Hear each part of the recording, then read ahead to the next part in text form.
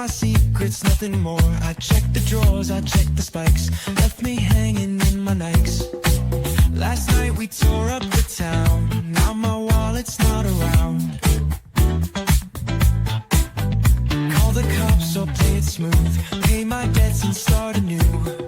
Hey, hey, where'd it go? My cash, my cars, my flow. Don't you know what's gone? Now I'm broke from dusk till dawn. Dancing lights and screaming bass. Drinks were flowing in that place. Left a tip but lost my grip. Now my wallet's gonna slip. In a world where financial advice is as blurry as a wild night of cheap Jell-O shots, clear your head and your monetary halitosis with the About That Wallet Show hosted by Anthony Weaver. Leave those Jell-O shots for the amateurs and learn to indulge in the top shelf bottles, baby. Now, here's your host, Anthony Weaver. What up, everybody? Hopefully y'all are having a wonderful Friday Eve. Welcome back to another exciting show, the About That Wallet podcast, where we help the sandwich generation build strong financial habits so that they can talk about money, spend money, and enjoy their money with confidence. Today, I have an awesome guest who's been on the show, I'll say almost 2 years ago now, and was able to predict the price of Bitcoin, has always been talking about crypto, why you need to have crypto in your life, why you need to invest, and actually take yourself to that next level. Without further ado, welcome to the stage, Dr. Hans Boateng. How you doing today? Very well, Anthony. How are you? I'm doing fantastic, man. It's been a wild ride. It's great to see you. I mean, I see you've been doing your thing for so long. So what's been going on lately? Oh man, so much. This year has been quite hectic. The year started off with having to follow kind of all of the changes happening. And I often say in the first 5 months of the year, I worked harder than the past like 5 years. And Wow. I'm sure people listening to us can empathize because of the level of change that we've seen so far. But yes, whenever, regardless of what's going on in the world, there is always an opportunity for individuals who have access to the right information. I feel like we are at that point. And so many individuals in our community, immigrants, minorities, or individuals who weren't born into rich and wealthy households, I feel like they are going to miss a once in a lifetime opportunity as it relates to digital assets. That is why I have this level of passion and conviction. And in all honesty, that's why I've committed my life to making sure that we do not miss this boat, or if I should say, this rocket ship. It's been going to the moon lately. So one of the things is that this is obviously a commodity space. We talked heavy about crypto last time, about like what it's about, how you get into it, and so forth. There's a lot of them out there. Can you at least bring up about some of the ones that's been striking to you to see has been taken off since the last time we spoke? Yeah. So obviously, let me take a step back and share this. Last night, I saw this random post and I was watching, and it was two females. They don't know much about investing, finance. And one of them was telling the other that I put about 1.5 million into XRP. And if XRP, reaches $10, she's going to retire. And then the other girl was like, so does it mean I should put my money in XRP? And I was just listening. I was like, wow, this is fascinating. Like, you can tell they don't really even understand, what they've purchased. Mhm. But it's just this concept of the number is going to go up and I'm going to be rich. There are so many crypto assets out there for individuals listening. And obviously, during the course of this interview, I'll be able to dive into kind of specifics. But what most people need to understand is that Bitcoin is the OG, right? Think of Bitcoin like the S&P 500 of crypto. Okay, if you want the relatively robust, relatively safe crypto asset, and you don't want to take too much risk, that is Bitcoin. When you move beyond Bitcoin, any other crypto asset, any other blockchain, think of it as picking individual stocks. So almost like picking an Apple or an Amazon or a Google, right? You are trying to say, I believe this, in quotes, it's not a company, but this company, this crypto asset is going to do better in the future. So right now, there are millions of crypto assets. For individuals listening, I'll say the best way to approach it is to try and stay within the first, let's call it the top 20 crypto assets. There are many of them, right? I'm just going to mention a couple of them just off the top of my head, right? Bitcoin, Ethereum, Solana, XRP, Dogecoin, ADA. There's HBAR, there is Chainlink, I could keep going on and on. The way to determine which crypto asset should I potentially consider? Well, in my opinion, before individuals even begin considering other crypto assets, they need to have the baseline or the foundation, right? Which obviously is Bitcoin. Now, once that individual has Bitcoin, then you move beyond it. I guess the question someone might ask is, okay, let's say I want to allocate $100 to crypto assets, or I want to allocate $1,000, right? Whatever the amount is, think about it from a percentage standpoint. I would say, give and take, 60 to 80% of it should be focused on Bitcoin. Right? That's interesting. 60 to 80% are focused on Bitcoin. Now, when an individual moves from Bitcoin, now we go to maybe Ethereum, Solana. That's the second stage. Okay. So Ethereum, Solana, that's where an individual can say, okay, maybe I'm going to get a 30% exposure. So if they were 60%, you add 30 to it. So it brings you up to 90, right? But if you were 80%, then you add 10%, either Ethereum or Solana, to bring you to 90. Then the remaining 10%, in all honesty, doesn't matter what you buy because it's not going to make that much of a difference. But yes, you can then sprinkle whatever is on your heart. Maybe a little bit of Doge or some Chainlink or, fill in the blank, HBAR. There's just so many others. For individuals to be able to at least have a general idea of, is this crypto asset good or not? There are two things that they need to keep in mind. The first is, how much demand, attention does this particular crypto asset have? Okay, because the level of demand is going to bring in buyers for that crypto asset. And the more people who are buying, whenever you have a crypto asset that has more buyers than sellers, it's going to drive price. It's no different from stocks. It's no different from real estate. It's no different from gold or any asset. When you have more individuals, willing to buy than you have people who are willing to sell, the price is going to move up. So pay attention to the level of demand that's out there. I often used to overlook XRP. As someone who really understands the space, I'm thinking to myself, why would I buy XRP? And in the beginning, yeah. With XRP as a token, it was, let's call it, a company created it. The name of the company is Ripple. So they created this XRP out of thin air. And then they distributed it to individuals who were buying the token.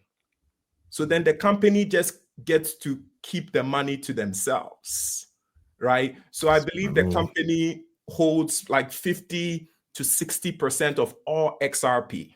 That's a boatload of money that this company just literally printed out of thin air. Am I going to buy this thing, hoping to pass it to multiple generations. No, the difference between Bitcoin, which the anonymous person who created Bitcoin, we know that individual did it because the person wanted to help. Yep. The person was looking at the financial system. They felt like, and we don't know if it was an individual person or a group of people, they felt like this system is unfair to everyone because you cannot see what's happening. It's opaque. The rich and wealthy are benefiting. They're able to strike deals. They're able to invest in startups very early, ride all of the growth. Eventually, that startup lists on the stock market, making rich people even more wealthy. And then after it's on the stock market, us regular folk, we can come in and then buy now that it's on the stock market. And whenever the rich and wealthy, they take on excessive risk and it's threatening to the financial system, what happens? The government comes in, signs a bailout package, sort them all out. No one gets into trouble, and then the show continues. So the creator of Bitcoin said, you know what? This is wrong. We need an alternative financial system, financial asset that treats everyone the same. Yeah. Everyone is on the same level. There's nothing that can be hidden. It's transparent. So this person created it. And when they created it, they didn't even get to say, oh, I'm going to keep the tokens to myself. No, it was structured in a way where a certain number of tokens is released into the world and anyone has the ability to buy it. So from the scratch, Bitcoin was a genuine, fair asset class, if you will, or crypto asset. It's just fair from the get-go. No one was profiting from the creation of Bitcoin. That is what sets Bitcoin apart from every other crypto asset, right? So Ethereum, Solana, XRP, Dogecoin, you can trace it back to a human being who created it, often with a profit motive. And there's nothing wrong with having a profit motive, right? I run a business, the Investing Tutor, when individuals, purchase access to my community or my educational content, I earn money. So there's nothing wrong with a profit motive. However, in my opinion, when it's excessive or when comparing it with Bitcoin, you see that Bitcoin is just completely different. So I'll just pause there. Well, I gave you one factor to look for, right? So it's demand. The second factor is scarcity. Is there a limited quantity of this token? Right? Because if you have demand, meaning a lot of people wanting to buy something and there's a limited quantity of it, the only direction for price is up. You see, that is what makes Bitcoin, and I'm not saying Bitcoin is the only scarce crypto asset. No, XRP has a limited quantity. Ethereum is deflationary. So the more people who use the network, it actually reduces the supply of Ethereum. Interesting. Yes, out there. So each one has its own advantages, if you will. So those are the two things that I would say pay attention to. One is, what's the level of demand out there? So when I saw that video of two females and one saying I put 1.5 million and it's just trending on TikTok, I was like, okay, let's assume someone doesn't know anything about investing. Yeah. They pull up Robinhood or they pull up Coinbase or they pull up any crypto exchange. They look at the price of Bitcoin, $111,000, right? And maybe they look at the price of XRP, $4 or $3. I honestly don't even know what the price is right now. That's okay. Crypto assets I pay attention to. Even though now I'm beginning to say, hey, maybe I need to give it a little bit of respect, right? So for individuals listening who maybe perhaps they have XRP, there's nothing wrong with having it, because even this year, XRP is up about 300 to 400%.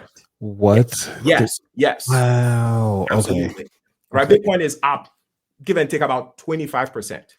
This year. Wow. Yeah. Yes. So, I mean, that's pretty impressive Yeah. for a crypto asset. Considering where's that? And one of the things is that because I always get my little reminder here when my station breaks because we can keep running.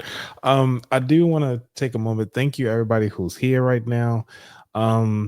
Dr. Hans is here because we talked about this maybe 2 years ago, and we had such a great time doing the lives that he wanted to come back and share some more information. It's been great. So one of the things is that coming through, if you guys are just here, just go on and say hi in the chat.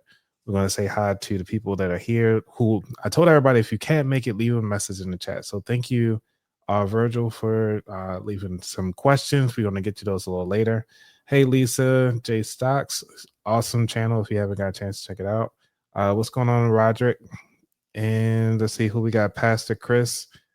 What's going on, Tina? Thank y'all for coming through. And continue on having the chats in the background. Leave some questions because we want to make sure we get to those. Leave some time for that. Now, one of the things that you mentioned earlier was talking about the different administration. Mhm. When the shift of administrations that come through, how does that actually impact crypto as we go forward? Yeah, that's a great question, right? It's no surprise that this current administration is very pro crypto. So individuals who, might not necessarily agree with many of the policies or the stance of this administration, they'll be looking at them saying, you know what, I'm not going to buy that crypto thing because they are going to affiliate crypto with the administration, which would be a very wrong move to make. Because obviously at the beginning of this interview, I shared how Bitcoin was created in a way that was meant to do good for the world, right? And regardless of whoever is in power and regardless of the country, Bitcoin is going to continue to issue more blocks, continue to verify transactions, and continue to increase in value, regardless of who is president across any country, right? It's unstoppable. That's the best way to put it. So with that being said, I want individuals who are listening, regardless of their political stance, to be curious about this new asset class. I like to say when you look at wealth, majority of wealth was first made in physical assets like gold, real estate, and then it transitioned to stocks. Note that for many people in our community as immigrants, minorities, when Wall Street was making a lot of money with stocks in late 90s or early 2000s, we didn't have Robinhood, we didn't have Public, we didn't have, brokerage accounts that gave us access. So many of us missed the opportunity to get exposure. Yeah. So this time, with an asset that is universally available globally to anyone on earth with an internet connection, I think it's huge. So we went from physical assets to stocks, and now we're going from stocks to digital assets. It is one of the biggest innovations and transformations I've ever witnessed in my life. Let me put some context around it. This new digital asset ecosystem, or this new crypto ecosystem, or these new blockchains will power everything. They'll power stocks, bonds. Even today, the US government announced that moving forward, literally today, individuals can go search this after. Moving forward, when they are releasing GDP data, so data about the US economy and things like that, they are going to issue that on the blockchain. Wow. Yes. Okay. I'm going to check that out. Yes, you should. That's very cool. So it's an example of everything that we see in our world right now can be tokenized meaning that it is going to be powered by the blockchain. Why should the things that we see, maybe you take your card from your wallet and you go and pay for a transaction. When you swipe that card, it has to go to Visa. Then Visa has to check whether your bank account has the money. Then the bank will go back and tell Visa, oh, this person has the money. And then Visa, it's too complicated. It's true. It's too complicated, right? With the blockchain, it's instant in like 0.1, in like 0.1 second or 1 millisecond. Wow. A person pays for something, the money is taken instantly. We know whether you have the money or not. The store instantly gets the money. They don't have to wait for 1 month for Walmart or Amazon to send them. None of that. It's instant. That means you are clearing all of the middlemen and all of the middlewomen. And it's just direct transactions. It's infinitely better than the current system that we have. Why should the stock market trade from 9:30 to 4 p.m. every single day? Why? Because we have archaic systems. Yep. Once it moves on to the blockchain, once it's tokenized, it's going to trade 24/7, Monday to Sunday, the same way Bitcoin trades, right? So it's just clear to me that we are going to move this entire world onto the blockchain, which is why I say is a tremendous opportunity, because Satoshi created Bitcoin. In all honesty, I believe that Satoshi felt like, you know what, a certain group of people have been disadvantaged. The rich and wealthy have accumulated all of the assets. So if there was a way to redistribute wealth, right? If there was a way to redistribute wealth, how do you do it? You restart it. How do you restart it? You take it from physical to digital. So the individuals who own the right digital assets early will be beneficiaries of that wealth transfer that's happening. Is it almost like how when look at the commodities that were back then, as far as gold and silver, in the countries that actually held on to it, it was like, okay, well, we got this rock, it was just metal alloy just sitting there. We don't really need it. We have it. But now all of a sudden the world wants it. And now all of a sudden it seems like, oh, now we're rich just out the blue because everybody want to change the way that we do business. So what we're saying now is that, okay, so some of the people who invested early on was like, all right, we were just doing this for fun. Like the guy who purchased was it Domino's pizza with Bitcoin for the first time. I think he spent what, like Bitcoin.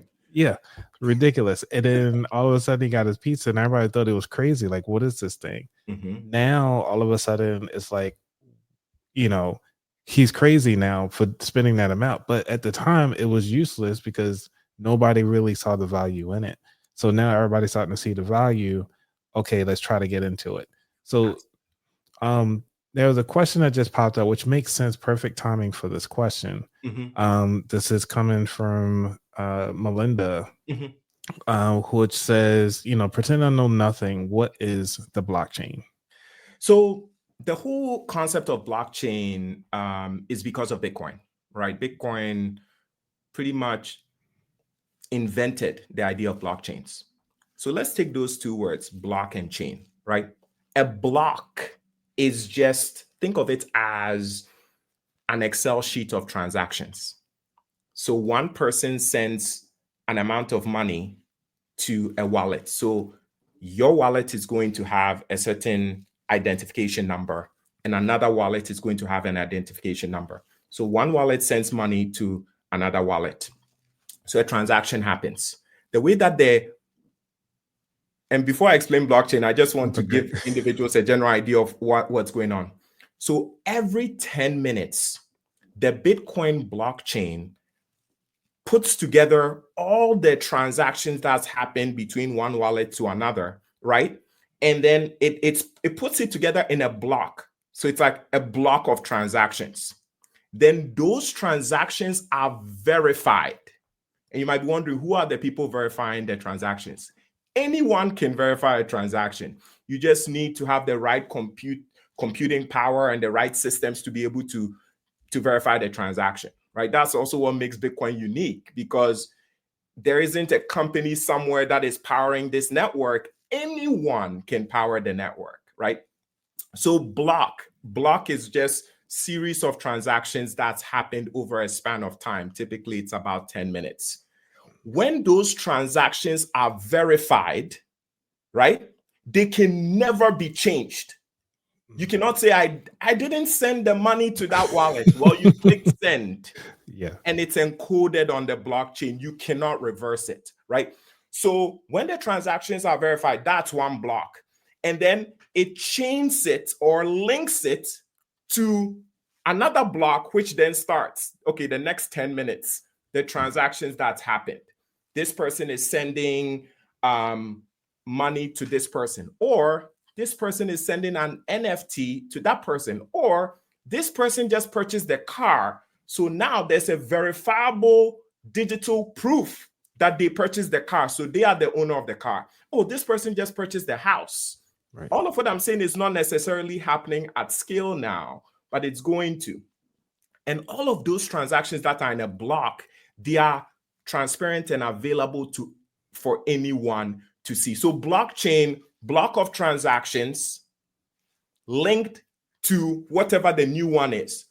So why is it a blockchain? It means that there's a history of every single transaction that's happened from the onset of that, in quotes, crypto asset, all the way into the future. That those chains of transactions are blockchains. It's just pretty much a ledger to be able to verify that a transaction happened between two wallets. Perfect. Because I mean, that kind of sets the baseline for all of this whole conversation. I mean, this whole conversation around it. So, when it comes to understanding, okay, this is the future that we're living in today. A lot of other countries are already using it. There's whole documentaries that are about this process in this particular, different currencies for those particular countries. You mentioned that Bitcoin is the OG. Yes. Is there any reason why we can't create our own crypto for our own business? Saying like, hey, from friends or whatever, like, hey, we have a cool club or whatever. Like, say the wallet, like this is about that wallet. I can make my own ATW coin, and saying like, hey, anybody that's want to be part of my net, that want to exchange with me, only exchange in ATW coin. Yep. This is the price for it, and I'm accepting this coin. Yeah, I can do that. You can 100% do that, but we're waiting for regulation to legally be allowed to do that. So let me take you back. The prior administration was a bit hesitant with crypto. Let me explain why. In the beginning, they were close to Sam Bankman-Fried, who, for people who don't know, the gentleman was the founder of FTX. Well, FTX ended up blowing up and it became a huge ordeal. We went into like this 2-year bear market where crypto prices dropped like significantly. Wow. So the prior administration, they were looking to legalize crypto, but they were leaning more, right? And I'm just sharing this as my opinion from what I, saw in the space. Individuals can go and do their own research to verify. So they were leaning more towards Sam Bankman-Fried to see what they could do to legalize crypto. And then all of a sudden, FTX blew up, and it was like, we need to distance ourselves from this guy and this industry, right? We were trying to give them an opportunity. It's just unfortunate that they didn't go. And when I say they, I'm talking about the prior administration. They didn't link up with the legit players in the space. Coinbase, Brian Armstrong, Jack Dorsey, Square, Michael Saylor, Strategy. Like, there are legitimate pioneers that were there. All of a sudden, they chose to align themselves somewhat with, Sam Bankman-Fried, and we know what happened. So when that happened, they just changed their posture. They're like, you know what? We don't understand this thing. We're trying to give it an opportunity. We don't want anything to do with this. And in fact, they were like, we just want to get rid of it. We want to get rid of crypto, and we're going to make it very difficult for it to flourish in the US. So it became a very hostile environment. The current administration noticed the posture of the prior administration towards crypto. So they were like, we're actually going to become a champion of crypto. So the Trump administration is using it as an advantageous thing that you get what I mean? Yeah. Initially, in 2019, Trump had posted that, it's only criminals that use Bitcoin and it's used for nefarious activities. All of a sudden, when he noticed that 50 million Americans hold crypto, he's like, those are voters. Yeah. See, Yeah. those are voters. And he was like, I'm going to make America the crypto capital of the world. And that is actually going to this particular question. You already answered it, but keep going, man. I'm just posting it for everybody to see. America, the crypto capital of the world. I was at the Bitcoin conference in Nashville, literally about 5 rows. And when I paid for the ticket for the conference, I didn't know that the president was going to be there, just to put some context around it. I didn't know. I was like 5 rows. I was looking at him. And when he said, I'm going to make America the crypto capital of the world, it's so fascinating. For people who are really pro-crypto, like, that's all we think about. Like, we're not even looking at the messenger, because we know that this system is created to do good. So whoever the messenger is to come and promote this system, we don't care, because that individual is just there for 4 years. Yeah. This is going to live on in perpetuity. So when that happened, it was like, oh my gosh, this is a big deal. So immediately when the prior administration saw that, oh no, this new administration is trying to take these group of people, they flipped. All of a sudden, they were like, we'll allow Ethereum ETFs to be approved. We'll allow Bitcoin ETFs, and we are pro-crypto. But it was late. It was late, So to tie into the earlier question that we spoke about, is there a possibility that an incoming administration can flip and be negative against crypto? Think about it this way. 50 million people held crypto when there was a hostile environment towards it. Over the next, let's call it 2 to 4 years, we might probably double that amount to 100 million people or 125 million people holding crypto. You think someone who wants to be elected in 2028 is going to come out and say, I don't like Bitcoin. Right. I don't like crypto. I am going to destroy it. It's comparable to someone saying, I don't like Social Security. I don't like Medicare. I am going to destroy it. You never want to touch people's money when you're a politician. So in my opinion, I feel this industry, this sector, this asset transcends political parties. Thank you for that. Because that is one of the things that to understand is, like, when the president is invested, how does it actually impact the citizens? And you lay that out perfectly. So I want to give out some more shout outs to the people who are here. Sure. You gotta give a shout out to the people. So, we wouldn't be doing this without you all. And I want to just say thank you for coming through. So, hey, what's going on, Henrietta? We have Limbar. What's going on, Barney's? We got Samuel in the house. Hey, what's going on, Angelina? Tax Services, best tax service person. She comes on every year, talk about taxes, true enrolled agent, awesome stuff. And obviously we heard about Melinda, and welcome Jen to the show. So one of the things that I want to give a gift out to the people. I know, like, I'm heavy on books. You also good with books. Is there a favorite book that you want to give to somebody you want to give out today? It's on me. I'll pay for it. But is there a book that you want to give out to everybody? I'm going to do a hashtag crypto if you want to get in. So if you are looking into getting into this giveaway, we're just going to do this at the end of the show. Just type in hashtag crypto if you want to get into this drawing. and that will actually, we just got to find out the book. So what do we want to give away? What book?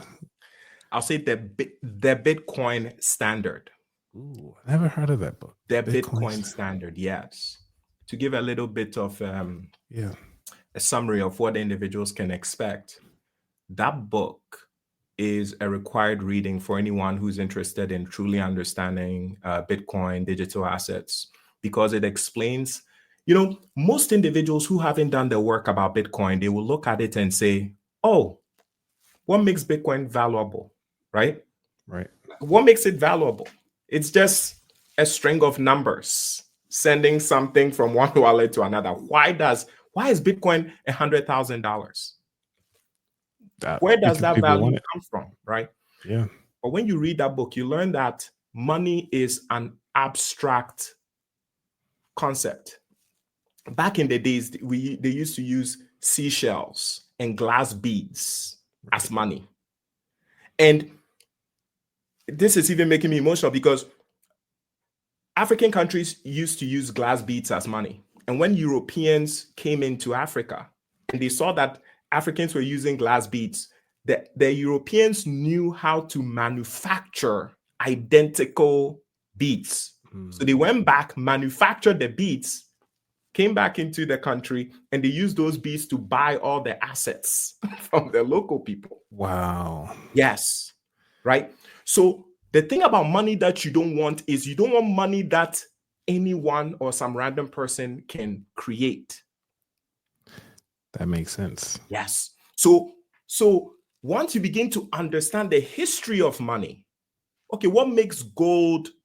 Why do people even use gold? Well, for me, I know from understanding electronics is that gold is a great semiconductor. It's a very soft metal. It's really a horrible metal. Like when you really think about it, against all the different types of metals that are out there. Mm-hmm. However, it's a great conductor for electricity. Mm-hmm. That's the only thing I could see behind it. Remember at the beginning, I said that there are two things that individuals need to look out for: demand and scarcity. Yeah. So let's first look at scarcity. Gold is scarce. On average, every year, you can just dig up or find maybe an additional 1% of gold that's added to the supply. So there's a limited quantity of gold. Mm-hmm. And in terms of demand, what caused the demand? Individuals realized gold was scarce. It's shiny. They're like, you know what? We're just going to hold this thing.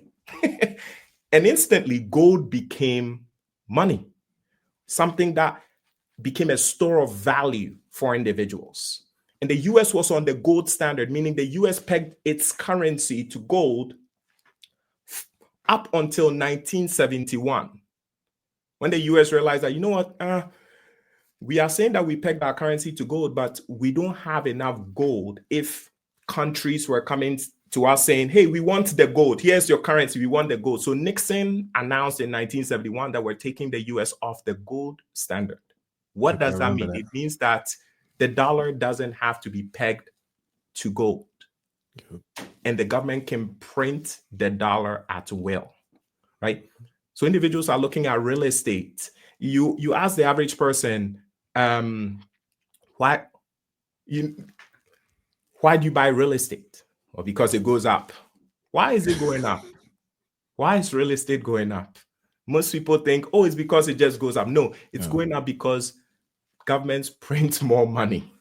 Okay. If money was a fixed quantity, well, if it was a fixed quantity, it would still go up if there was more demand coming in. Yeah. Or no, if money was a fixed quantity and you couldn't make more of it, there's going to be a very fixed quantity. So it fixes prices at a level, and you can't have more money. So it's stationary pretty much. But once you can create more money, that money begins to move into the assets. And the more money that someone has, it means that person has the ability to pay more for that thing. So whenever someone can pay more for an asset, the price will rise because price moves to the price of the highest bidder. So most people are holding homes and it keeps going up, and they don't realize it's because governments are able to print money, right? That's why you have the appreciation in homes. That's what makes Bitcoin unique. Okay, and obviously we can, because early on it was easy to mine it. Because I remember people used to just mine it with just a Raspberry Pi, and then there was Raspberry Pi farms where you can just put like 12 of them together and you can get some Bitcoin. Yes. Now you need a full warehouse just to get one at this point. So, like you said, builds that scarcity. And when you went back earlier, you said it's a finite amount that you can get. Yeah. And no more. That's it once it's done. So 21 million. And how far are we from that number? Do you recall? Yes, we are about 19.7. That's it. Yeah, we've created 19.7 million Bitcoin.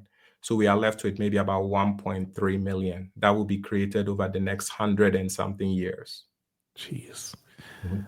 So in order to mine that, we got to go beyond the compute power that we currently have, which Absolutely. I'm thinking Absolutely. quantum will be the next compute power that I can think of. Potentially, or powerful. I'm sure NVIDIA or these kind of chip companies are able to create semiconductors that are specifically, I believe they are called ASICs, that are specifically manufactured for Bitcoin mining. But that power or that compute will definitely need to be scaled up, as more people want to mine it. Okay. And Anthony, if I could share this, and I think it's worth people understanding. I just shared with you that 19.7, and it's just a rough estimate. Ballpark, I might be off by either 0.1 or 0.2. But let's go 19.7 million Bitcoin currently in circulation. But 95% of the entire globe don't own or have any Bitcoin. Right. And the price is 12,000. Even though 95% of the world don't own any Bitcoin. Okay, now you get into my sweet spot now, which is the futures. Where do you think this is going to go? Well, since you predicted right from last 2 years ago, you predicted accurately. What do you think is going to be in the next 2 years? In the next 2 years, call it 2027, I believe that Bitcoin will be somewhere between 200 and 300,000 in the next 2 years. In the next 5 years, so 2030, I'll say 500,000 to 1 million. Wow. Okay. That is okay. At the way of expansion, I could see that happening. Only because, like you said, the more people get into it and everything like that. Yeah. I often But say, how did you come to that number though? how did I come to that number?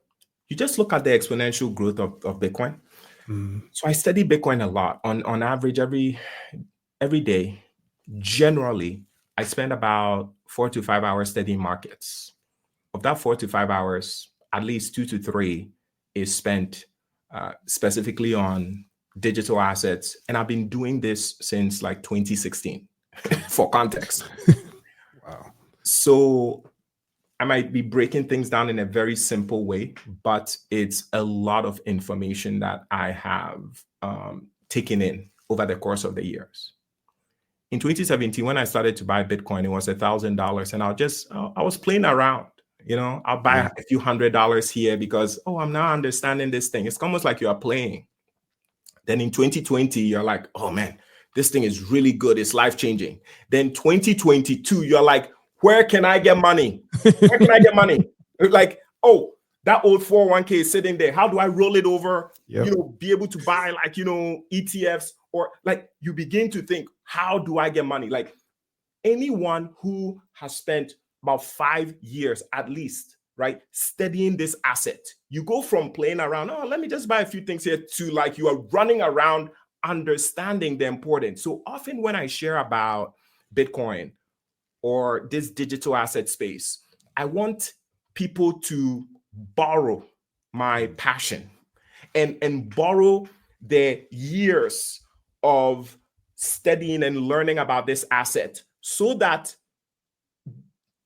they don't become convicted in 5 years from now when Bitcoin is 1 million. Like, take my conviction now, right? Go do some due diligence, maybe read the Bitcoin Standard, watch a few. You can go to hope.com. You can write that website down, hope.com. Go and read the publications on there. Go and read the books about Bitcoin. Do some due diligence, but borrow my conviction, because it's huge. So how do I come up with the number? There's something called a power law.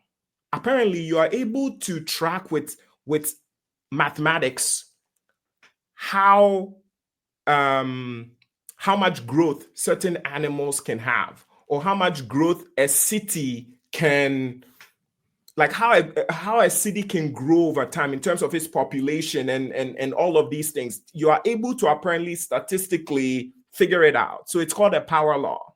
Mm-hmm. So individuals plugged the power law into Bitcoin, and they found out that Bitcoin follows a perfect power law, which is also another mind-blowing fact. That's right? rare. Yeah, I didn't know that. Yeah, so the power law predicts that Bitcoin should be 1 million somewhere between 2033 and 2035. That's quick. Mm-hmm. In 10 years. Yes. And the power law predicts that Bitcoin will be about 13 million 2045. So y'all hearing it first, and we're gonna play this back. Y'all know we're gonna play this back. So, like, Anthony, when I started teaching about investing, right? Yeah. The thing that's always been on my heart is I see people in our community. We don't have a lot of financial resources, right? If we wanted to become millionaires, how do we do it? It's very difficult. How do you do it? Become a millionaire in America. Sure, if you're lucky and you work very, very hard, like I have, you can create $1 million or multi-million-dollar business. Yeah. But it requires an insane amount of work. It's not easy at all. You have to execute at a level that most people will not be able to. And the sacrifice that you have to make, it's excessive. I've lived it, right? Yeah. But what is a very simple way for individuals to be able to get to $1 million without having to go and start a business, without having, like, this, in my opinion, Bitcoin is the simplest way for anyone to become a millionaire and eventually multi-millionaire. That is why I am constantly posting about Bitcoin. That is why I constantly talk about Bitcoin, because I view it as the ark.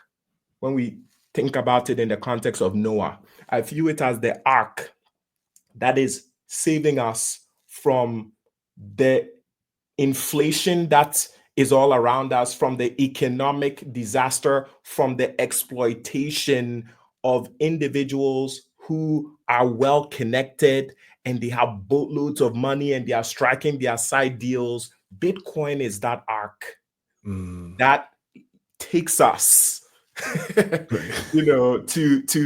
that land of milk and honey. Right. And it so I wake up every day and all I think about is Bitcoin. It's so crazy, like literally every single day.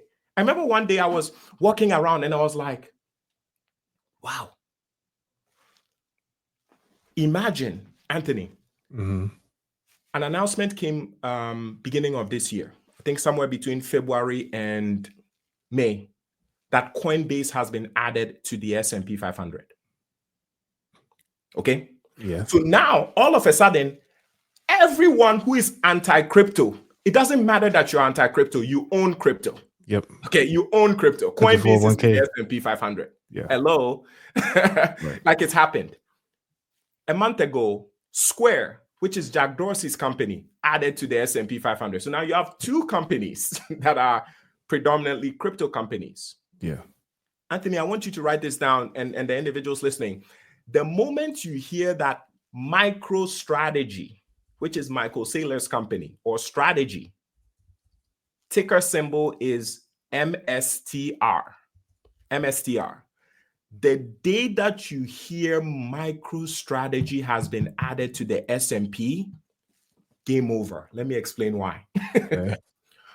Michael Saylor, in 2020, he converted his company to be a company that puts all of its money into Bitcoin.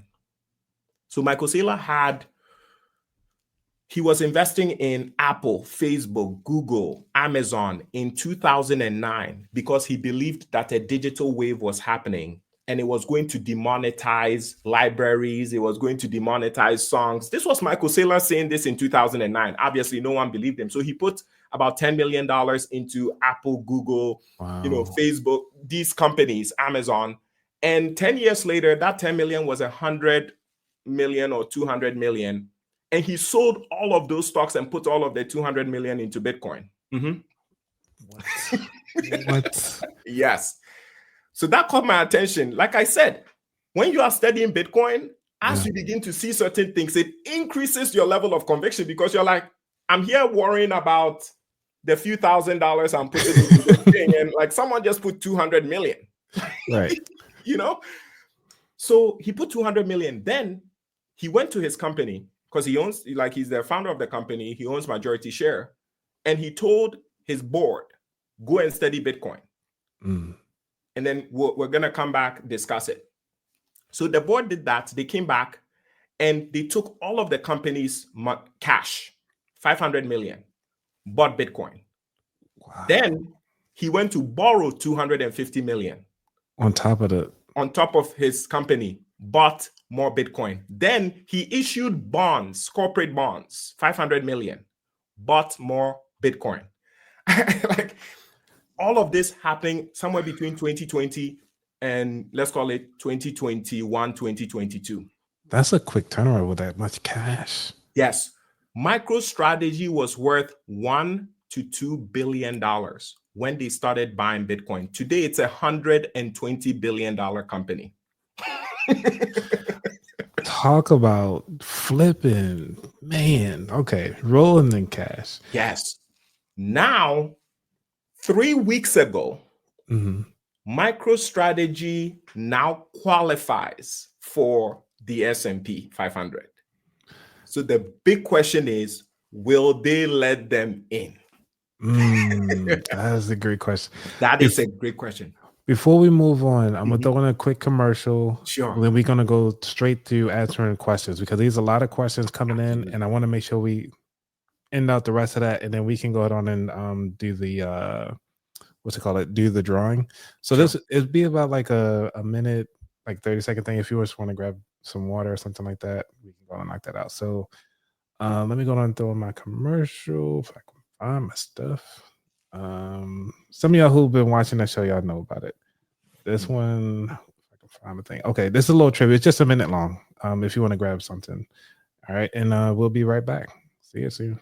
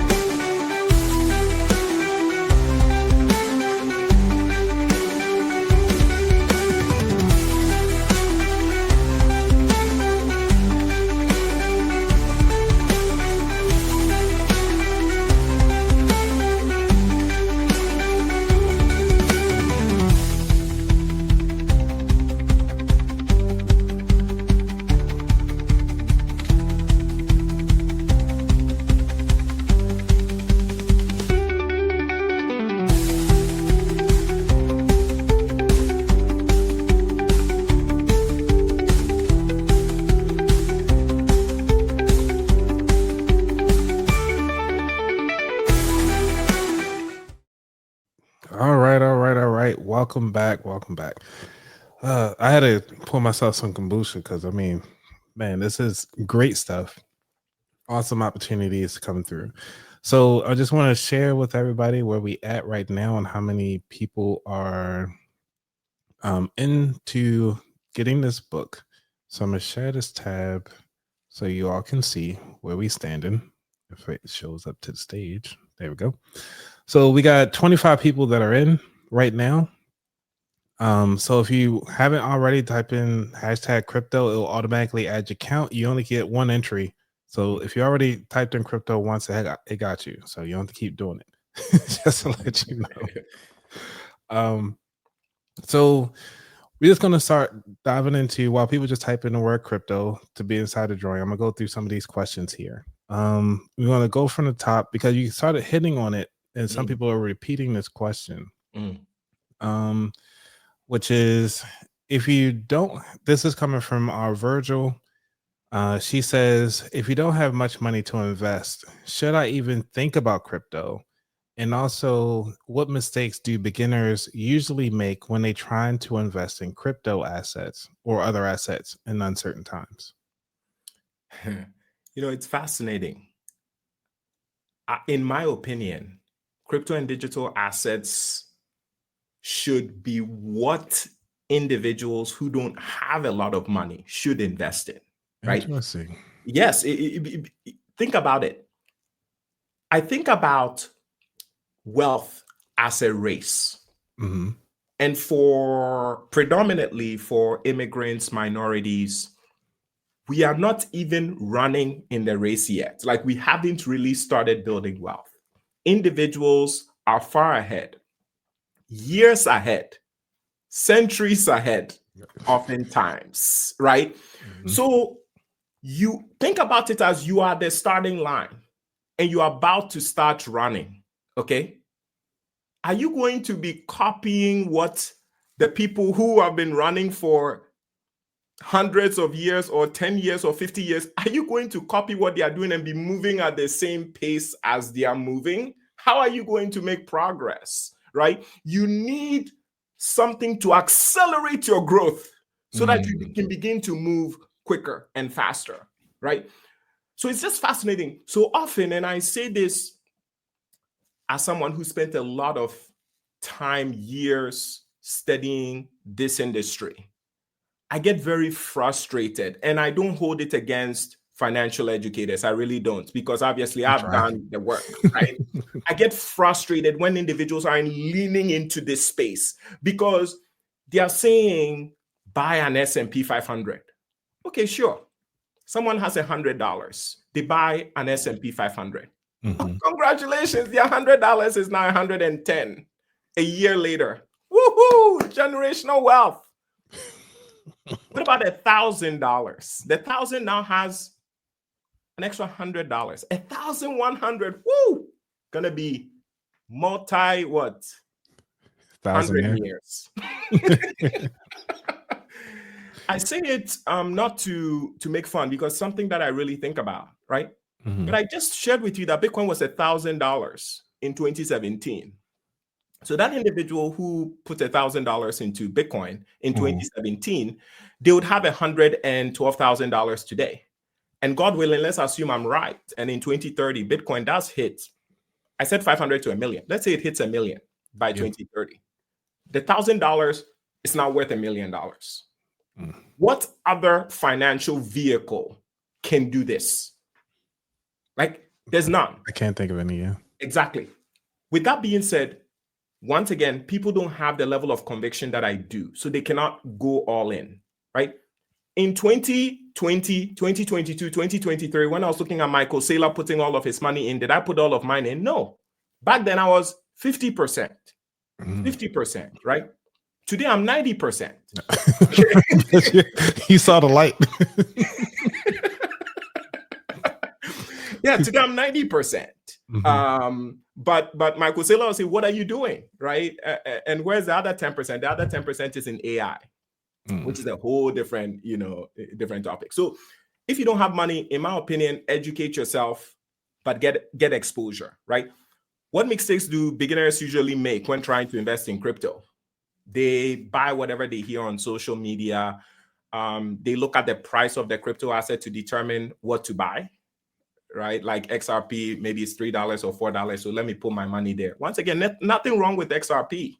But you don't want that to be the bulk of the portfolio. So re-listen to this and keep in mind kind of the allocation that I shared, not as advice, but as something to consider.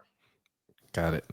So this one is coming in from Henrietta, which said, should one have hardware storage for crypto? What brand and how can you get one? And also, is it worth it to transfer from institutions to a storage? In my opinion, if an individual is new to crypto, they don't need to be looking at any hardware storage device because often it complicates the process. Right? The most important thing they need to do is to buy some. Okay, so you go to Coinbase, you go to Cash App, Robinhood, Public, SoFi, Fidelity. Right? Just open a brokerage account, buy some. Okay, that's the first thing individuals should do. Nice and easy. There's also an opportunity to get ETFs, whatever. However, for individuals who are really curious about having a hardware device, BitKey, B-I-T key, is, in my opinion, the device of choice. It was created for the mainstream audience. Guess who created it? Jack Dorsey, Square. Wow. Right. So yeah, and what makes it different from other crypto wallets is with other crypto wallets, you are going to be provided a set of keys, meaning certain passcodes for the wallet. If you lose the passcode, you've lost all of your crypto, it's gone. Yeah. Right. One of the reasons why I often say don't worry about hardware wallets because of that. But Jack Dorsey created a wallet that doesn't have any seed phrases or any passcodes. So you can actually allow your friends or family, like multiple of them, to have tiny pieces to be able to re-verify your wallet if you ever lost it. It's built in a very great way that I think mainstream, new, beginning people to crypto, to the digital assets ecosystem will find appealing. Okay. Let's see. We got another one here from Melinda. She says, are there any theories on who created crypto? I mean, you already talked about that a little bit. So Nakamoto, yeah. Yep. Let's see. We're going to go through. Oh, wow. This person come all the way from Australia. Thank you, John, for coming through. Let's see. We got some more questions. Where they at? I know y'all got some questions in here. Yeah. Okay. Here we go. What is your take on stablecoin and meme coins? Yeah. So the Genius Bill was just passed about a month ago.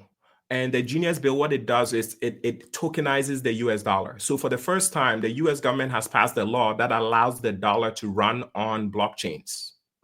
So now the US dollar is available globally to anyone on earth. They don't need to go to a bank to get dollars. They can just have a smartphone and they can get dollars. That is going to disrupt African countries. And African countries don't even know what's coming. I feel so bad. It's going to disrupt African countries because often the currencies and I'm focusing on Africa, knowing that there are other developing countries out there that do the same thing. But the reason I'm focused on Africa is obviously because I'm African. Yeah. But many of the currencies in Africa hyperinflate, meaning that, it just keeps increasing against the dollar every year, 10%, 20%, 30% consistently.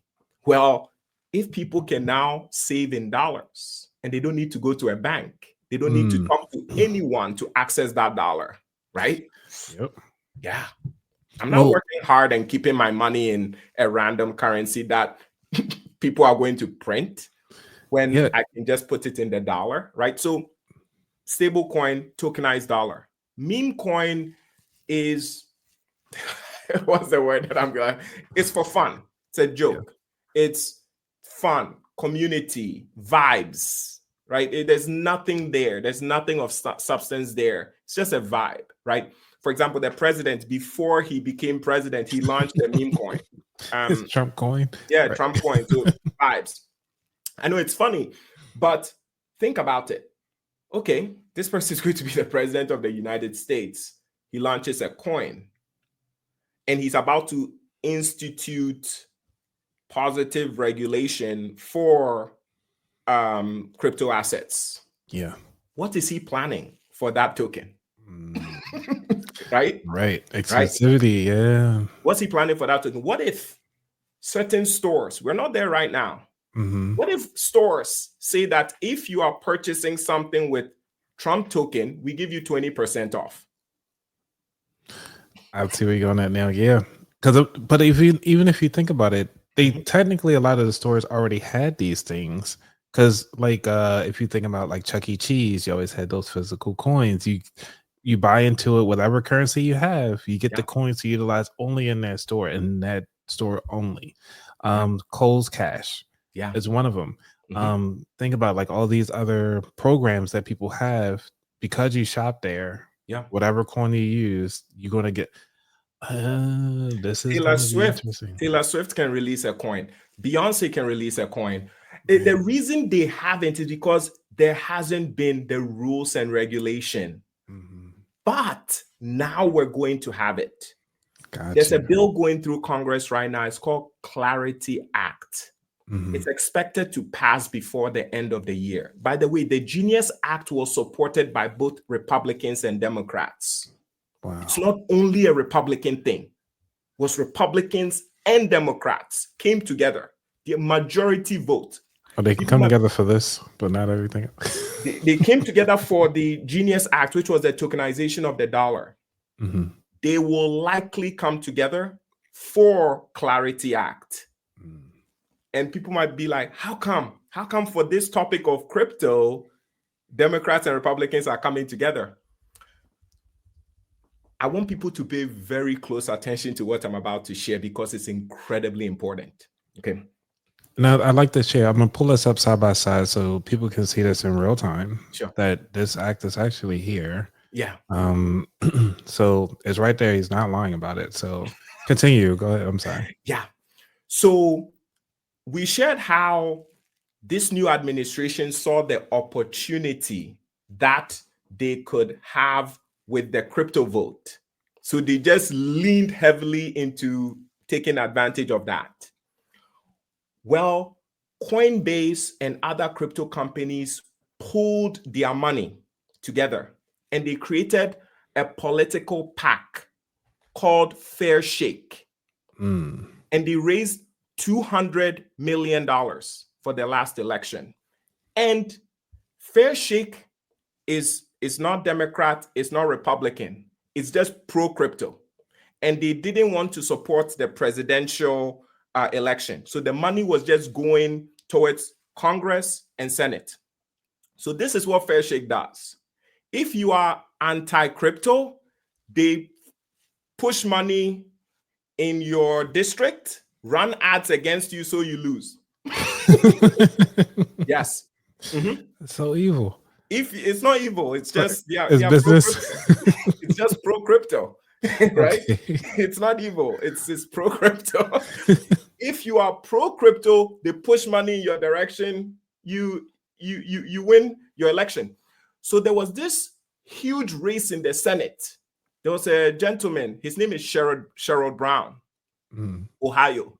He was the head of the banking committee, Democrat, and he had been the head for about 10 years or 20 years. He was very anti-crypto.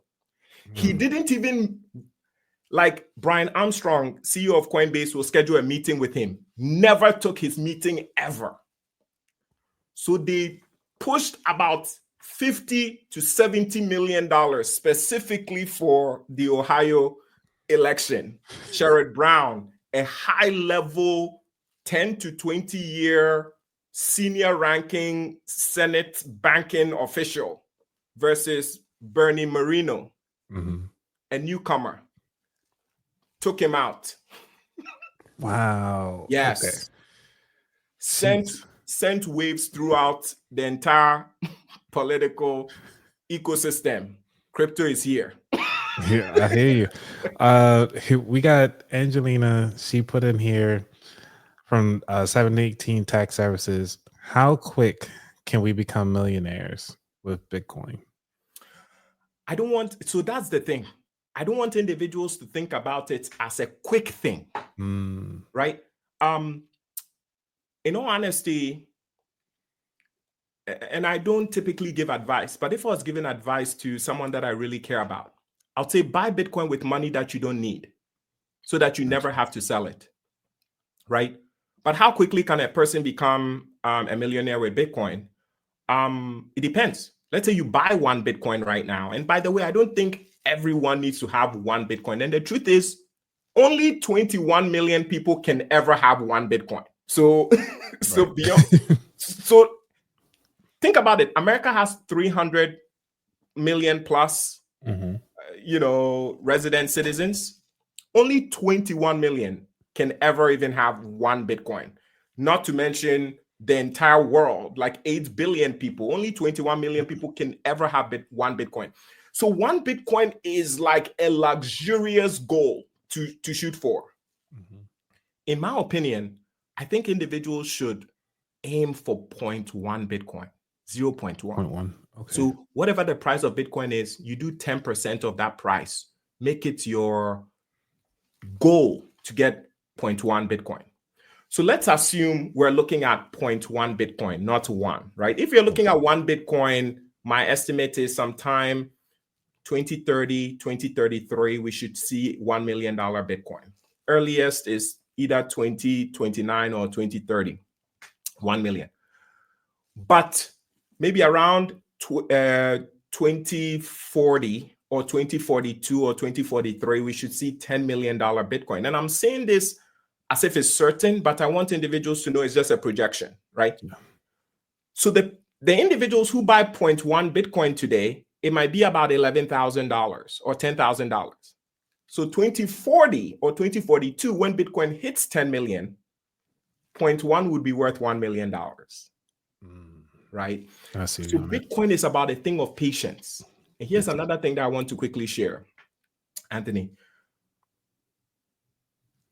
Never sell Bitcoin. I want to say it again for individuals who are listening. Anthony had to readapt. Yeah, got to adjust it. Right. What are you saying, brother? Like, how am I going to make that money, right? How am I going to make money if I don't sell it? My wife says this all the time to me. She's like, okay, this Bitcoin thing, if you keep saying never sell your Bitcoin, well, how are we going to have money if we don't sell it? If you don't sell it, right.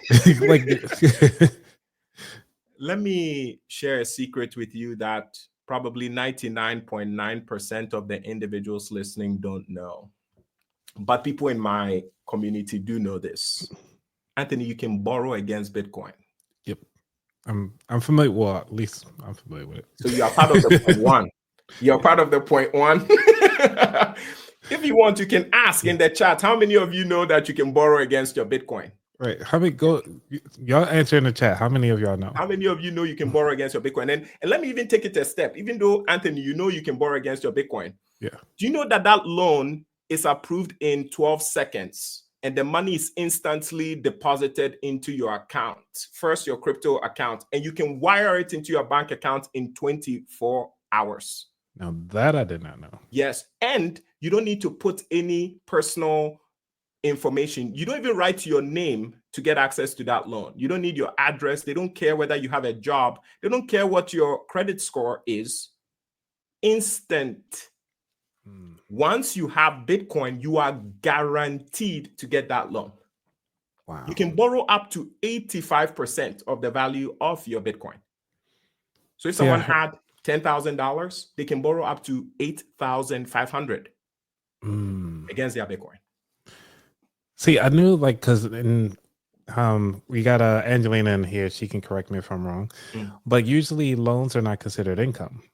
So if you're getting a loan, you can sit there and say like, "Oh, I'm impoverished. I don't make any money." But because you got the loans, you can live off of. Yes, nice and easy. With loans, you don't pay any income. I'm telling you, Anthony. I often say this: the thing with Bitcoin is the price is always going to go up over time because we know it's scarce. Yeah. As the price goes up, people will be like, this Bitcoin thing, why is the price going up? So they are going to want to know about it. Once they take the time to really study and know about Bitcoin, you're going to buy it. It's not a matter of will you buy Bitcoin? it's when, right? Once MSTR MicroStrategy gets into the S&P 500, do you know why that's a big deal? Because all of a sudden, everyone with a 401k will be buying MicroStrategy stock. And when people buy MicroStrategy stock, what he does is he issues more shares into the market and takes the money to buy more Bitcoin. So Smart. it's so smart, but think about that. It means that everyone in America will be funding the Bitcoin purchases of MSTR Right. in perpetuity. And the higher the value of MSTR grows, the more of an allocation the S&P 500 is going to give to it. That's why I said it's game changer. Yeah. People have no idea what's coming. It's funny because to me, I can see what's going to happen in about 5 to 7 years. All of the anti-crypto people will likely see MSTR as a top 3 company in the US in like 5 to 7 years. And they're going to be like, what? Like most of my money is going to what? Like Bitcoin? Yep. You're going to be in it. So it's going to be rapid fire because I know you got time cut off. So we probably get like 4 minutes in for some of these because these are some good questions. I just don't want to skip them. I think we can do about 30 minutes. So till 9:45 should be good. Okay. So this one is coming in from Coley. If I said that correctly, says, how safe is a wallet without a passcode? Incredibly safe. BitKey is so safe. Obviously, I always encourage individuals to do their own due diligence. But for context, I don't plan to. I've been in this space for a very, very long time, and I don't even have a hardware wallet as I speak to you. Individuals in the Bitcoin space who are Bitcoin maxis will be pulling their hair out listening to me say I don't have a crypto wallet. I don't. I haven't seen the need for it. But when I do decide to own one, it's going to be BitKey. It's not going to be anything else, right? Because I just don't want to live with this concept of being scared that I can just lose my keys and it's gone. And all your stuff gone, yeah. Yeah. Like the guy that lost all that millions of dollars in the sea. Yeah, absolutely. Yeah. This one is coming in from Dennis. If Bitcoin is a deregulated finance, is it good or bad that we have it, that we are having bills passed for crypto? And also, if Bitcoin is for individuals, isn't company like Strategy acting like the feds now? Yeah, it's very, very, very good question. So if Bitcoin is supposed to deregulate finance, is it good or bad that we're having bills passed for crypto? Let's put it this way. Until there are bills passed for something, that thing cannot be legal in the economy, or that thing isn't recognized. So the passing of the bill just legitimizes it as something that citizens don't need to be scared of, right? So think about what that means. It means that those who were buying this asset before it became, in quotes, legitimate to the eyes of everyday people, like they are in early, right? So the rules just allows everyday people to feel comfortable with owning the assets. So it's just required. It's almost like when the car was created. I'm sure people were like, oh, we like our horses. Why do we need a car? The car can kill people, or the car is too fast. Fill in the blank, whatever the excuse was. And imagine they're like, we need laws for cars. People are like, why do we need laws for this thing? Like we just need it. Right. Okay, if Bitcoin is for individuals, and MicroStrategy is acquiring it in bulk, isn't it acting like the Fed? The better way to look at it is MicroStrategy is doing its thing. You get to decide whether you want to own MicroStrategy stock or not. You can decide whether you want to, right? You don't have to buy MicroStrategy stock. You can just buy Bitcoin itself. And your Bitcoin is outside of the control of the government. However, you definitely want Michael Saylor to be doing what he's doing because Bitcoin has a limited supply and all he's doing is buying. So it's just helping you, the individual who owns Bitcoin. with that being said, as a disclaimer, I'm really bullish on MSTR. Got you. And Harold brought up a good question, which is how do you see MSTR in relation to Bitcoin 5 years from now? I think you just kind of answered that. It's like they already all in Yes, they are with that. all in. Yeah. And another thing that many people, and Harold, shout out to you. He's a part of the generational wealth community. What most people don't know is that MicroStrategy, because they can borrow money or issue shares to buy Bitcoin, they're able to grow their company at a faster rate than the growth of Bitcoin. Does that make sense? Because they are doing this financial engineering to try and acquire more Bitcoin. So let's say, for example, Bitcoin is going to grow, I don't know, 500% over the next 5 years or 200% over the next 5 years. It wouldn't be wrong to anticipate that MicroStrategy could potentially have double that return, right? So 200 would be, 4, 500 would be 1,000%, right? Which essentially is like a 10x. So yeah, just something that people can keep at the back of their mind, that MicroStrategy will more than likely grow faster than Bitcoin. Alrighty. So I'm gonna go ahead on and let's do the drawing now. I'm gonna go down and share. So for some of you who just joined, we're actually doing a book giveaway here on the show live. You get to spend my money today, and hopefully you get to use that book to actually, kickstart your your investment into crypto and actually utilize the information we learned today to take you on to that next level. So if you haven't already typed in crypto already, please do so. We're going to go ahead on and start that process right now. So I'm going to give you like a minute or two because I know there's a little delay, and we're going to play some music in the background. Let's see what I got back here. I got some weird stuff back here. Let's see. Yeah, that's cool. Oh, nice little chill because it's at the end of the night. I don't want to wake people up. So go ahead on and put your cryptos in, and as you see, the counter goes up live, so you get to see it as it goes through. All right, so we're gonna do a countdown. Oh, and for people who are new, this is the book that you're going to be getting. It's called The Bitcoin Standard, recommended by Dr. Hans. He says, this is the book to get. So, when you want to get to where he's at, obviously he looks at this every day. This will be your starter book if you want to get to this and really speak to it, get educated. And this is what this show is about, to make sure you're fully educated, and so that you can make the life decision that's necessary for you.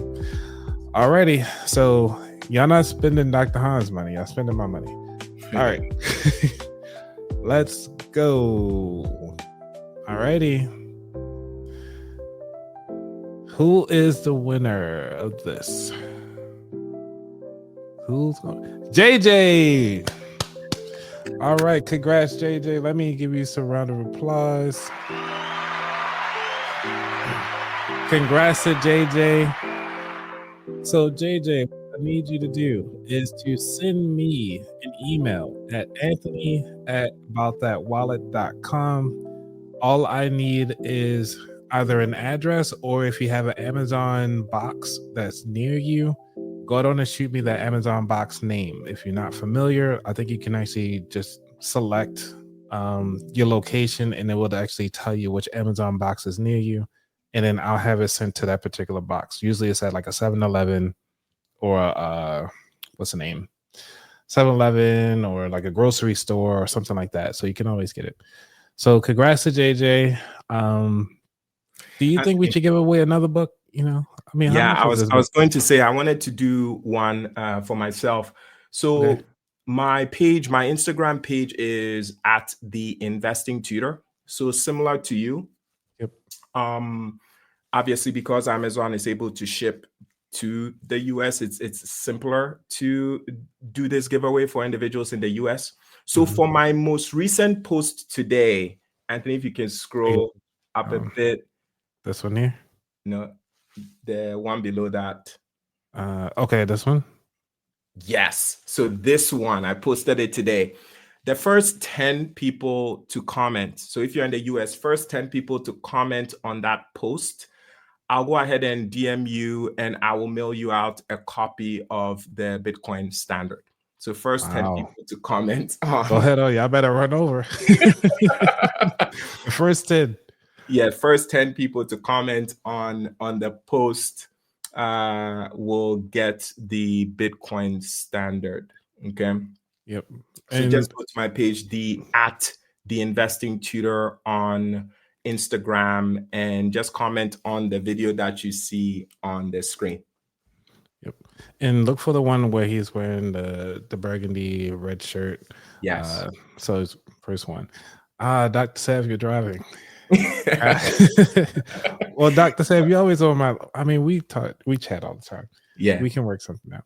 for sure. Man, this has been great. So I want to leave this up here for the people if they want to jump over to Instagram to go ahead on and make that comment, and I can always refresh to kind of see where they at. Mhm. Let's see. Oh wow, you already got. That's nice. So Absolutely. that's great. So one of the things that I want to say is there anything that you want to leave everybody with for the night? Yeah. Out of everything that we talked about, Yeah. what can get them fired up Mhm. about crypto if they're not fired up yet? Because I'm already fired up. I'm like, at least let me get me 0.0001 Bitcoin. Yeah. At least Absolutely. something Yeah. to say for the people. Yeah.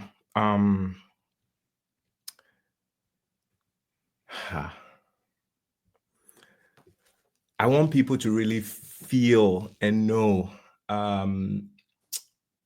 like how important this opportunity is. And to put it into context, think about it this way. Okay. The more people who come in to buy this asset, the higher the price rises, right?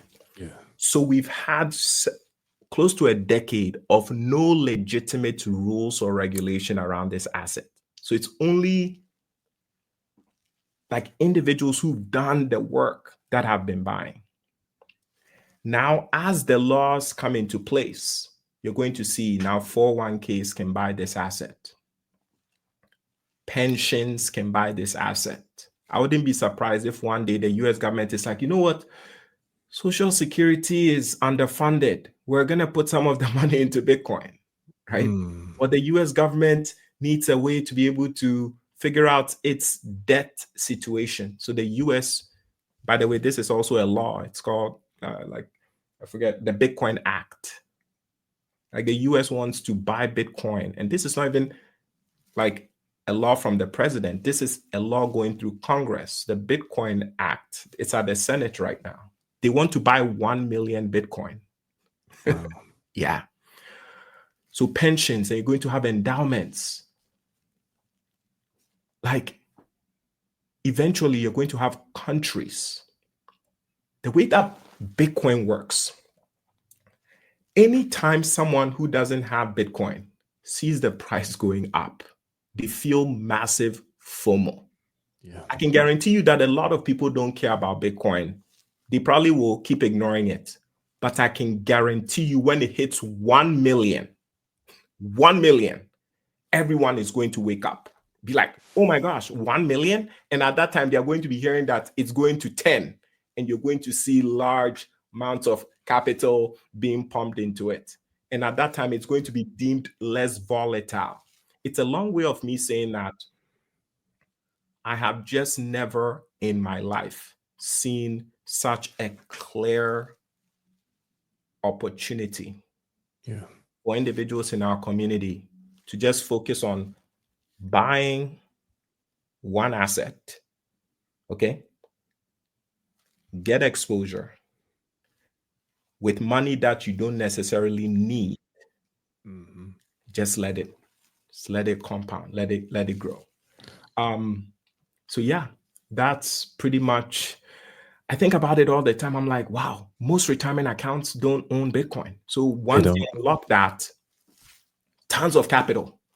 Most financial advisors are not allowed to buy Bitcoin. Once they unlock that, tons of capital. Do you know why the financial advisors are going to buy it? Because when they put Bitcoin into their portfolio and the portfolio grows more, the percentage that they are earning, like Bitcoin is structured in a way that it incentivizes everyone who Right. buys. Let's say countries, let's say the US buys 1 million of Bitcoin. All of a sudden, UK is looking at their economy. They're like, US is growing so fast because Bitcoin is powering it. UK announces we're going to buy 500,000 Bitcoin. United Arab Emirates, they're like, what? We have oil money. We're going to buy 2 million Bitcoin. Bitcoin is the only commodity that no human being can create more than 21 million.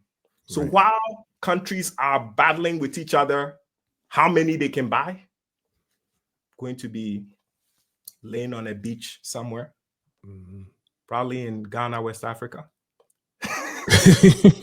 living like royalty. Yeah. And just relaxing, figuring out, okay, which charities am I going to support today? Which initiatives am I going to push money? Which entrepreneurs am I going to fund their startups? Which just how do you give back? So I just want more individuals to be positioned to be able to do that. The last thing that I'll add also is, how I just shared the example of financial advisors and how they have an incentive. Yeah. Think about when Bitcoin hits $1 million. The richest people in the world will be Bitcoiners. Do you think that countries across the world will be able to pass negative laws against Bitcoin when all the richest people hold Bitcoin? Like there is such an incentive system that goes across the board, which is mind-blowing. Most people don't sit down and think about this. It runs through my mind all the time. And I'm saying to people, don't play around. Secure your stack. Secure your family for multiple generations. Own an asset that is accessible anywhere on earth. With the internet, no one can manipulate it. No one can take it from you with force. You can pass it down to multiple generations, and you don't need permission from someone to be able to pass it to someone else. All you do is you just send it to a wallet. Or if you wanted someone to inherit your Bitcoin, Just send it. Just go and tell the person, okay, yes, send it to them. Or give that person your wallet, or give that person your secret phrase. We've never seen anything like this ever before, where property, an asset, is digital. And the laws that maintain it is not managed by humans. Just, I don't know if you all felt that, but do with it what you will. And please secure yourself, secure your family. This is the redistribution of wealth that many people have been waiting for. Right? People are waiting for politicians to pass laws to redistribute wealth. It is in front of you. It's called Bitcoin. Okay. With that being said, just a quick tip. I'll go for it. I feel like Ethereum has incredible potential over the next 5 years. I don't know if Ethereum can live multiple decades like Bitcoin is going to, because Bitcoin, as we know, there's no humans, there's no founder, you get what I mean? Yeah. Ethereum and the others have founders. But with that being said, Ethereum is going to benefit significantly from the stablecoin Genius bill. Also, Wall Street has picked Ethereum as their main blockchain that they wanted to power Wall Street and finance. JP Morgan is building on Ethereum. Coinbase is building on Ethereum. Robinhood is building on Ethereum. What does that mean? Ethereum right now is $5,000 for one Ethereum. Right. There's price projections that Ethereum could potentially be 60,000 by 2030 or 100,000 by 2030. One of the things with Ethereum, one of my coworkers, I was sitting beside him because this is when I was building about that wallet. Mind you, this is about 5 years ago. At the time, my coworker was like, "Oh yeah, I buy Ethereum." I was playing around with it. And he said, it's only $300. And I was like, really? It's like, man, maybe I should just give you 300 because I didn't know anything like how to even get the wallet and I need to get all this stuff because I wanted to do it anonymously. And I was like, maybe I should have just used my real name, just get it. I didn't care. It's my wallet. It is what it is. Now that I'm thinking about it, hindsight 2020, I should have just gone on the butt, like, use my paycheck, just like, here, take it. But from it being $300 from when I like physically see it with my own eyes at 300 for it to be at 5,000 now, I'm like, yeah. And people around me are talking about this stuff, and I'm just like, have fun with it, like, because I'm doing other things, but I should have dabbled in it. And I remember when Bitcoin was available for $10, you could easily get it. Like we're at the age now, we've seen this stuff. It's almost like seeing Google coming through. It's like, oh yeah, Google's like $5 or the .com era. Yeah. That's where we at right now to see how it go on. And we haven't found we're getting close to finding like those core stable coins that would actually take us to that next level. So, man, this has been a wild ride. It doesn't even feel like we've been talking for like an hour and a half, but man, everybody's in the chat saying like, great show. Thanks for having you on. They really love this stuff. Please, if you haven't already, hit the like button because I want to make sure that we share this out to as many people. The more people that actually see this, the more action and activity we can make sure we share this out with the world and our people. So this is Anthony, great, man. Yeah, I know that for individuals who are new to the space, they're probably, okay, where do I go get this asset, right? Where do I buy it, right? I know people will be listening to this from multiple countries across the world, right? And if you're listening to this, you've listened till the end, share this video with someone that you care about. It's completely free, right? And I've mentioned so many just valuable nuggets that will change people's lives, right? But for individuals listening who want to buy a crypto asset, just Google crypto exchange in your country, okay? And select the one, or just research the top 2 or top 3 and select the ones that have the highest rating and reviews in your country, okay? And just do some due diligence on them. And that is how you should start, right? In the US, I'm sure the top ones, might be Coinbase or Robinhood or Fidelity, right? In Canada, there's like Wealth Simple or Robinhood. UK, Europe, there's Robinhood. There are, there's also Coinbase. In Australia now, there's Coinbase. There's Kraken also in Europe. In Africa, there's Yellow Card. There's Bamboo. There's just do your research, do your due diligence, make sure it's a top ranked exchange in your country, high reviews, and just start there, right? Don't overcomplicate it. Don't give money to someone else, or someone messages you on social media and then you're like, oh, go and buy crypto for me. No, educate yourself, right?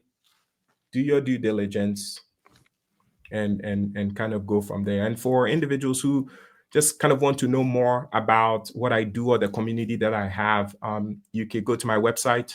It is theinvestingtutor.com. So www.theinvestingtutor.com.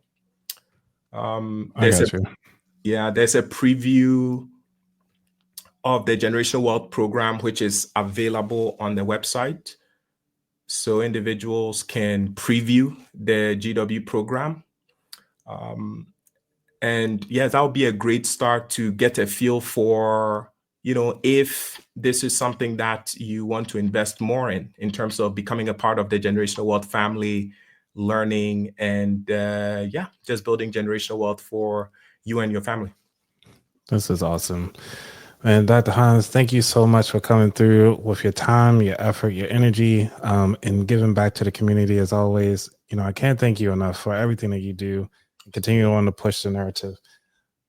Man, Dr. Hans, thank you so much. You have a good day. Thanks for stopping by. I'm going to go on and do a quick wrap up for everybody here. We'll catch up online anyway. Absolutely. So. All right. See you, Dr. Well, Hans. thank you so much. Mm-hmm. Bye-bye. Peace. Peace. All right. So everybody, please make sure y'all follow Dr. Hans on his platforms, either on Instagram and also his website. This has been an amazing show. This is the reason why I do my show, is to continuously add people onto the show, give you the right information so you make the educated choice for your families and also for your community, and that you can now walk with your chest high and really make sure that you are actually answering the call for your family, and also not just for yourself but for your unit. You are taking that moment to really educate your child, educating your parents. Because right now I have so many episodes to release that are talking about how they use investing to actually caretake their parents. They were able to take off of work for like a month or two without a care in the world because they were able to take care of their parents, take care of themselves, because they actually invested in themselves early on. And I want to make sure that you have that ability to do that as well. So if there's anybody else that y'all think I should have on the show to kind of help you all to the next level, please drop a comment in. And if you haven't already, leave a like, go ahead on and subscribe, because I want to continue on to have more lives like this. I wish you all the best. Be safe out there. And I'm out. Quick wrap up. All right, everybody. I'll be out. Peace.